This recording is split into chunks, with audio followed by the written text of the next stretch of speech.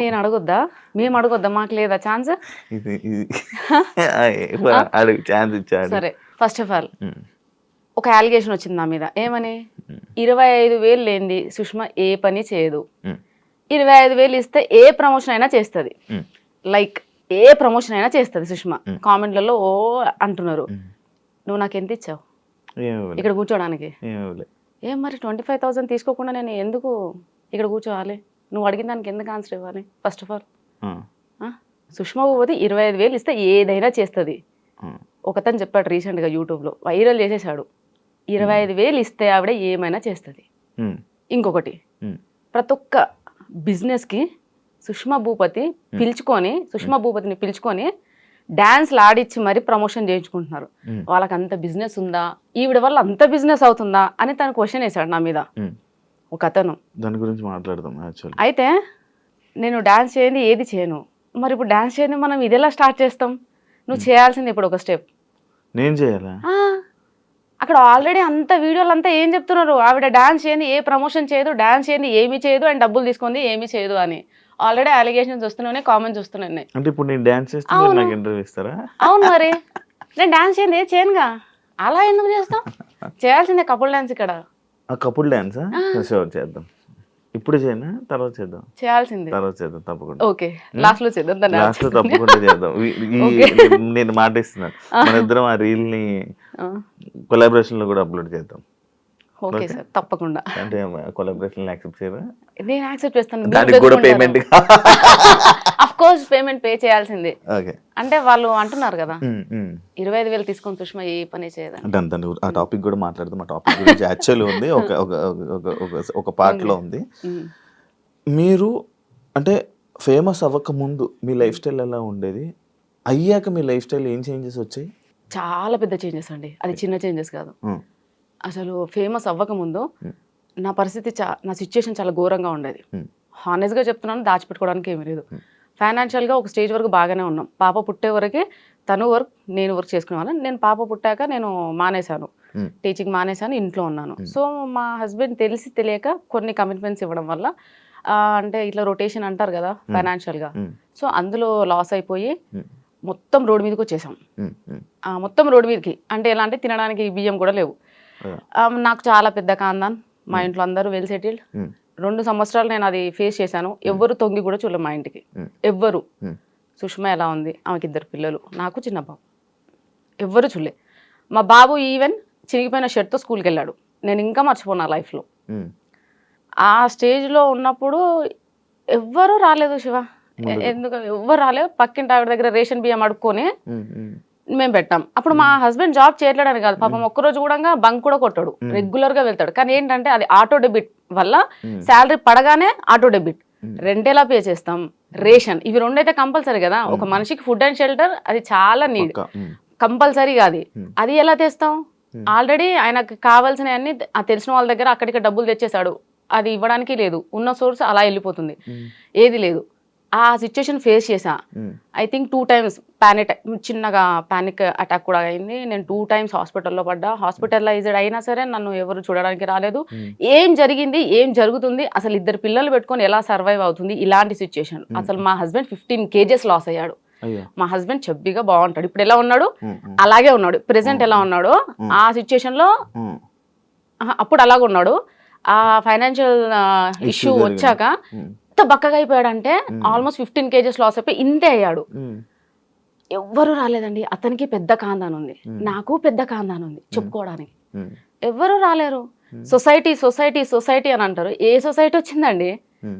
మా నాన్న నలుగురం, మేము 3 ఆడపిల్లలు, ఒక తమ్ముడు, ఆయన లారీ డ్రైవర్. నేను పుట్టి ఇప్పుడు 32 years అవుతుందా? మా నాన్న ఒక్కరోజు రెస్ట్ తీసుకోగా నేను చూడలే, కష్టపడుతూనే ఉంటాడు. ఆయన కూడా మాకు ఇప్పటివరకు రేషన్ బియ్యం తెలియదు, మా ఇంట్లో మాకు చికెన్ తెలియదు. అంటే మా నాన్న ఫీలింగ్ ఏంటంటే చికెన్ తినేవాళ్ళు పూర్ పీపుల్. మా మటనే మా ఇంట్లో, mutton chutney, mutton curry, types of pickles అంత బాగా చూసుకున్నాడు. ఆడపిల్లలు కదా, మళ్ళీ అందరం కాన్వెంట్లోనే, పెద్దక్క చిన్నక్క గవర్నమెంట్ ఎంప్లాయీస్, వాళ్ళని మంచిగా చదివించాడు. మేము కాన్వెంట్, నాగార్జున గ్రూప్ స్కూల్స్, నేను పుట్టింది పెరిగింది అంతా వనస్థలిపురం. అంత బాగా చూసుకున్నా. మా నాన్నే మాకు రేషన్ బియ్యం పెట్టలే, ఏదో సిచ్యుయేషన్ వచ్చింది, కానీ నేను మా పిల్లలకు పెట్టానండి, మర్చిపోలేదు. ఆ సిచ్యుయేషన్లో అనిపించింది what is family. What is society, who are called neighbours, neighbours ఎవరు, సొసైటీ ఏంటి, అసలు ఏంటి నాకేం అర్థం కాలే. నేను చిన్న పిల్లనండి. ఇప్పుడు కొంచెం ప్రతిరోజు ఒక్కొక్క ప్లేస్కి తిరుగుతున్నా, చాలా మంది ఇన్ఫ్లుయెన్సర్స్తో ట్రావెల్ చేస్తున్నా, చాలా మంది మాట్లాడితే వింటున్నా, కాబట్టి నాకు తెలిసింది. ఇక్కడ కూడా నీ ముందు కూర్చొని ఏం మాట్లాడాలో నాకు నిజంగా తెలియదు Shiva. Such an innocent fellow నేనైతే. అండ్ ఇప్పటికి నేను కిడ్, ఇప్పటికి నాకు తినిపిస్తేనే తింటా, అంత వరస్ట్ క్యాండిడేట్ నేను. మా ఆయన కూడా ఇప్పటికీ మా పాపని ఎలా చూసుకుంటాడో నన్ను అలా చూసుకుంటాడు. అలాంటిది నేను ఒక డిప్రెషన్కి వెళ్ళిపోయినా, కంప్లీట్గా డిప్రెషన్. నా లైఫ్ అయిపోయింది. అంటే రోడ్ మీద పడ్డాం, ఫైనాన్షియల్గా మొత్తం పోయింది. మా ఆయనకు వచ్చిందంతా పోతుంది, ఎవ్వరు రావట్లేరు, తినడానికి తిండి లేదు. ఏం లైఫ్ ఇది, దేనికోసం బతకాలి అంటే ఇవి వచ్చేస్తున్నాయి ఇంకా థాట్. దాని తర్వాత మెల్లగా నా దగ్గర మా నాన్న నాకు పెళ్ళికి పెట్టిన గోల్డ్ ఉంటుంది కదండి, సో ఆ గోల్డ్ అదంతా అమ్మేసేసి మా ఆయనకు నా చిన్న చిన్న అప్పులు తీసేసి మా ఆయన బ్యాంక్ అకౌంట్ చేంజ్ చేయించుకున్నాక మళ్ళీ శాలరీ పడింది. సో మెల్లమెల్లగా తిండికి నెక్స్ట్ ఈ షెల్టర్ కి ఇబ్బంది లేదు, అక్కడ వరకు వచ్చేసింది. అక్కడికి ఎవరు రాలేరు ఇంకా. దాని తర్వాత నేను చిన్నగా స్కూల్లో ఇంటి ఎదురుగానే, అంటే పాప చిన్నగా ఉంది కదండి, 2 years బేబీని తీసుకొని జాబ్కి వెళ్ళలేము, పాపని చూసుకునే వాళ్ళు ఎవరు లేరు. దాని తర్వాత ఇంటి ఎదురుగానే నర్సరీ, LKG UKG ఉంది. సో ఆ స్కూల్కి వెళ్ళి 12:30 వరకు పాపని తీసుకొని వెళ్ళే పర్మిషన్ ఉంది, వెళ్ళి తీసుకొని రావడం. సో అలా అవి చేస్తూ టిక్టాక్ వీడియోస్ చేసేదాన్ని టైం పాస్. టిక్టాక్ నుంచి చాలా ఫేమస్ నేను, బేసిక్ ఎవరు గుర్తుపట్టరులే, అక్కడ లావుగా బాగా చెబ్బిగా ఉన్నాను. అయితే టిక్టాక్ వీడియో స్టార్ట్ చేసా. దాని తర్వాత టిక్టాక్ పోయింది. ఇక నెక్స్ట్ జాబ్ చేద్దామని నెక్స్ట్ స్టెప్ వేస్తున్నా. ఇన్స్టాగ్రామ్ వచ్చింది. ఇన్స్టాగ్రామ్ వచ్చాక చాలా మందిని చూస్తూ అరే నేను చేయొద్దా. అయితే నేను ఇన్స్టాగ్రామ్ రాకముందు, అంటే స్టార్ట్ చేసే ముందు కూడా వీళ్ళందరూ ఎలా ఫీల్ అవుతున్నారు అంటే, ఇన్స్టాగ్రామ్ స్టార్ట్ చేసినప్పుడు నేను లైక్ శారీస్, వాళ్ళు జడ పెద్దగా మంచిగా ఒట్టి ఇదంతా పెట్టుకొని, కానీ అది ఎందుకు చేసినా ఎలా చేసినా అని ఎవరికి తెలియదు. అది అన్ఎక్స్పెక్టెడ్ ఆ వీడియో, అన్ఎక్స్పెక్టెడ్. ఏదో పండగ వినాయక చవితి కదా, వినాయక చవితి కదా. సో ఇప్పుడు ఎవరైనా ఒక బిజినెస్ చేసే ముందు ఏం ఆలోచిస్తారు శివ? దాని ఏం చేస్తే మనకు లాభం వస్తుంది, ఏం చేస్తే నెంబర్ 1లో ఉంటాం, ఏం చేస్తే మనది ప్రోడక్ట్ కానీ వాట్ ఎవర్ ఇట్ ఈస్ జనాలలోకి పోతుంది. సో అది సింపుల్ థింగ్. నేను బిఫోర్ ఇన్స్టా స్టార్ట్ చేసే ముందు చూస్తూనే ఉన్నా, 1 week నుంచి కంటిన్యూస్గా ఎవ్వరు కానీ శారీలో మంచి అంటే పెద్ద జడలో అట్లా ఎవ్వరూ లేరు, వీడియో చేసిన ఎవరు లేరు, నేను చూసిన. సో నాకేంటంటే ఏదైనా స్టార్ట్ చేస్తే మెల్లమెల్లగా అట్లా నాకు నచ్చదు. చేసామా డెఫినెట్గా పర్ఫెక్షన్ ఉండాలి, మనం దేనికోసం చేస్తున్నామో అది రావాలి. సో నేను అట్లా ప్లాన్ చేసుకొని సేమ్ నేను శారీస్లో అలా ముందుకు వచ్చాను, శారీస్ వాళ్ళు జడ.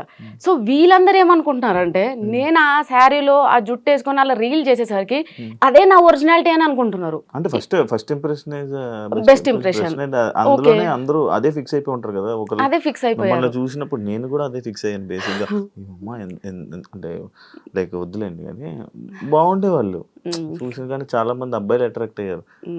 మీ 10 million నాకు తెలిసి ఒక 9 million అబ్బాయిలే చూసుంటారు, అందులో నేను ఒకటి. శివ సో అలా.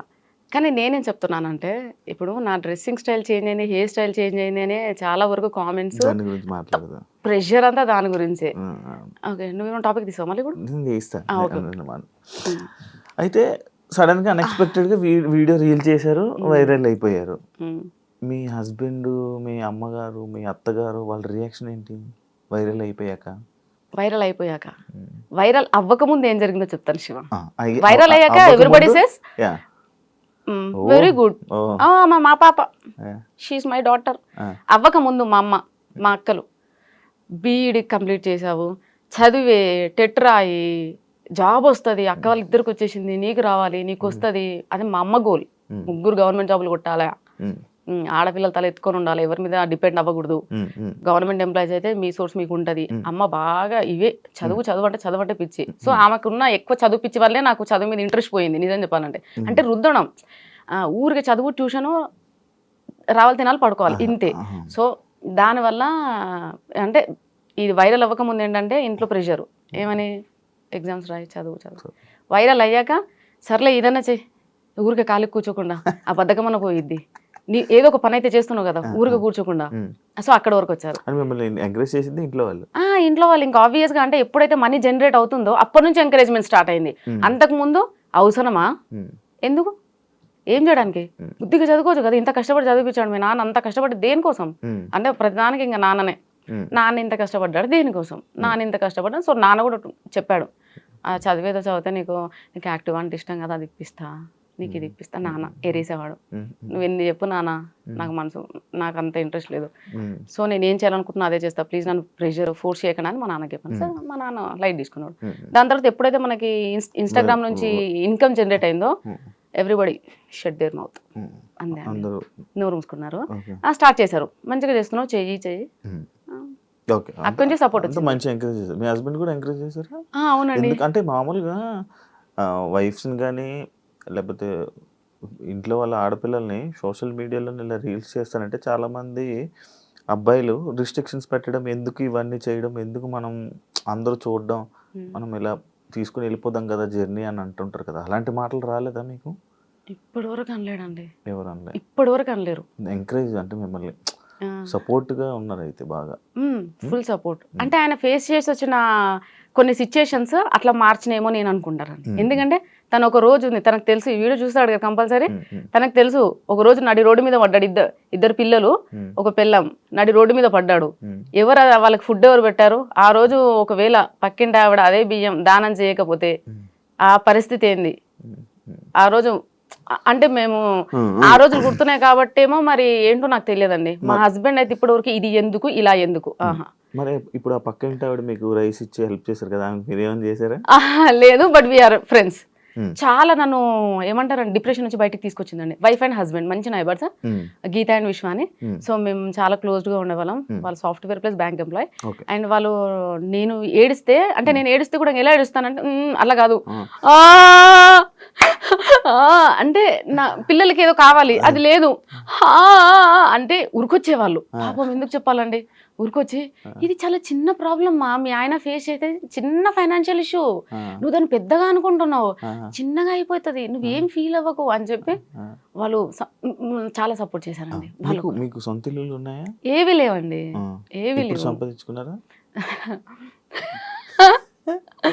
అలా ఏం లేదు శివ. నెక్స్ట్ ప్లానింగ్ మాత్రం ఇల్లు కట్టడమే ప్లానింగ్. సో ల్యాండ్ అయితే సక్సెస్ఫుల్ గా తీసుకున్నాను.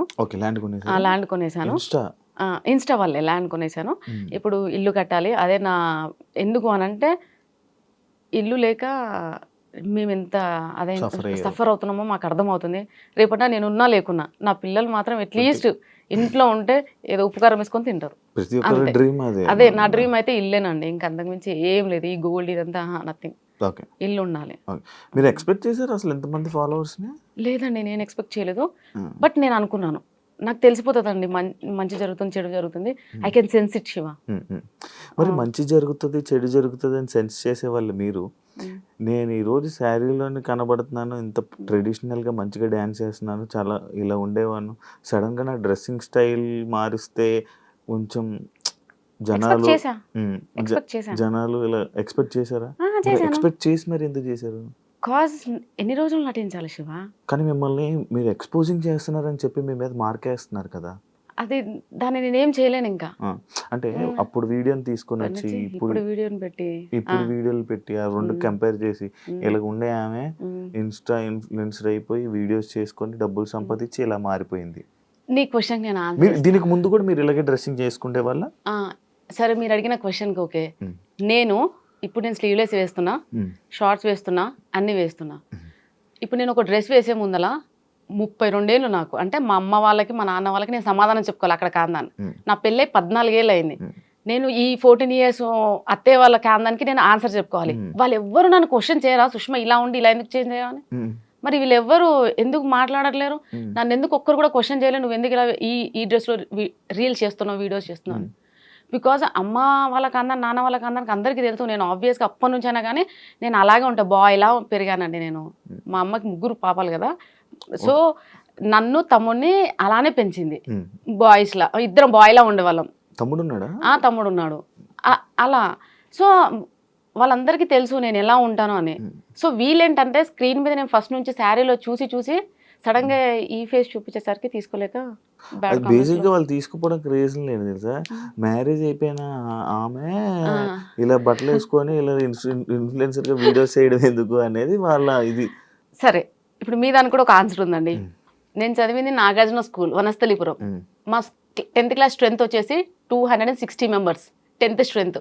ఒక క్యాంపస్ మొత్తం 10th బ్లాక్, ఒక క్యాంపస్ మొత్తం 10th క్లాస్ స్టూడెంట్సే ఉంటారు. 260 మెంబర్స్ లో 230 మెంబర్స్ అయితే ఇంకా అందరు యుఎస్, ఆస్ట్రేలియా అక్కడే ఉన్నారు. ఓన్లీ 30 మెంబర్స్ మాత్రం హైదరాబాద్ లో ఉన్నాం. అందులో ఇంకా 200 మంది, ఐ థింక్ 100 మెంబర్స్ కి ఏమో పెళ్లిళ్ళు అయినాయి. ఇంకా ఎవరికి పెళ్లిళ్ళు అవ్వలేదు. అందరు లైఫ్ ని చిల్ అవుతూ ఎంజాయ్ చేస్తూ, అంటే ఐ మీన్ అదర్ కంట్రీస్ లో వెళ్ళి అలా సెటిల్ అయ్యారు. ఇక్కడ ఉన్న 30 to 40 మెంబర్స్ మాత్రమే ఇలా పెళ్లిళ్ళు చేసుకొని పిల్లలు. రీసెంట్ గా మా ఫ్రెండ్ ఉంది, నా ఫ్రెండ్, నా బెస్ట్ ఫ్రెండ్, ఇంకా ఆవిడకి పెళ్లి అవ్వలేదండి. తనకు 33 years, నాకన్నా 1 year పెద్ద. నేను వాళ్ళతో కంపేర్ చేసుకుంటానండి. నేను వీళ్ళతో ఎందుకు కంపేర్ చేసుకుంటాను? నాకు 32 years, 2 పిల్లలు. నేను రీల్స్ చేయదు, నేను పాష్ గా రెడీ అవ్వద్దు, స్టైల్ గా రెడీ అవ్వద్దు. ఇది వీళ్ళ సైడ్. కానీ నా పాయింట్ ఆఫ్ వ్యూలో ఆలోచించవచ్చు కదా. నా క్లాస్మేట్స్ ఎవరికి పెళ్లిళ్ళు అవ్వలేదు, వాళ్ళందరూ అదర్ స్టేట్స్ వెళ్ళి మంచిగా ఎంజాయ్ చేస్తున్నారు. వాళ్ళు ఇంకా పెళ్లిళ్ళు అవ్వలేదు, పిల్లలు అవ్వలేదు. నేను వాళ్ళతో కంపేర్ చేసుకుంటాను, కానీ ఇక్కడ వీళ్ళతో ఎందుకు కంపేర్ చేసుకుంటాను? ఎగ్జాంపుల్, నేనే ఇప్పటికి మా నాన్న అంటే, ఎందుకు నాన్న పెళ్లి చేసి 2 పిల్లలు, నేను నా లైఫ్ ఇట్లా, అందరు ఏమన్నంటే 32 పెళ్లి అయింది, పిల్లలు ఉన్నారు, ఇలా జరిగింది పెళ్లి. ఇష్టంతో అండి. హ్యాపీ. నేను హ్యాపీ. అరేంజ్డ్ అండి. అలాంటివి లేవండి. ఎందుకు? అయ్యో రాబా, నేను అసలు పెళ్లి కాకముందు నన్ను చూస్తే ఎవరు చూడకపోయేవాళ్ళు. నేను బాయ్లో ఉండేదాన్ని. అంటే ఎప్పుడు షర్టు, ప్యాంట్లు, షార్ట్లు ఇట్లా. మా కృష్ణ వాళ్ళు ఫస్ట్ పెళ్లి సంబంధం ఆయనదే. సో ఆయన పెళ్లి చూపులోకి వచ్చినప్పుడు నైట్ ఒక కుర్తా ఒకటి కుట్టించింది మా అమ్మ, అంతే. ప్లస్ పాయింట్ ఏంటంటే ఈ లాంగ్ హెయిర్ ఒక్కటి, అప్పటి నుంచి లాంగ్ హెయిర్ అమ్మకి ఇష్టం కాబట్టి. లేదండి, ఓ స్టిల్ పెద్దగా.